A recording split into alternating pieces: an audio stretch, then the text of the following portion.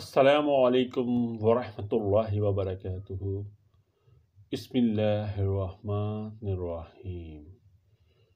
جامع ترمذی کی روایت ہے، حضرت ابو ہریرہ رضی اللہ تعالی عنہ بیان کرتے ہیں، رسول اللہ صلی اللہ علیہ وآلہ وسلم سے اس چیز کے بارے میں سوال کیا گیا جو سب سے زیادہ لوگوں کو جنت میں داخل کرے گی، تو آپ صلی اللہ علیہ وآلہ وسلم نے فرمایا، اللہ کا تقوی اور اچھے اخلاق۔ پھر آپ صلی اللہ علیہ وآلہ وسلم سے اس چیز کے بارے میں سوال کیا گیا جو سب سے زیادہ لوگوں کو جہنم میں داخل کرے گی، تو آپ نے فرمایا، منہ اور شرمگاہ۔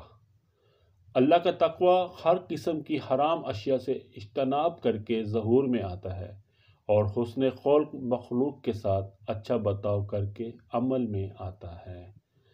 کم ترین حسن خلق یہ ہے کہ مخلوق کو تکلیف نہ دی جائے، اور اعلیٰ ترین یہ ہے کہ برا سلوک کرنے والے کے ساتھ بھی اچھا سلوک کیا جائے۔ جن اسباب کی بنیاد میں پر سب سے زیادہ لوگ جہنم میں جائیں گے وہ منہ اور شرمگاہیں ہیں، کیونکہ انسان عموماً انہی کی وجہ سے اللہ سبحانہ و تعالیٰ اور لوگوں کی مخالفت کرتا ہے۔ اللہ سبحانہ و تعالیٰ ہماری خطاؤں سے درگزر فرما کر ہمیں اپنی رحمت کے سائے میں لے لے، آمین ثم آمین۔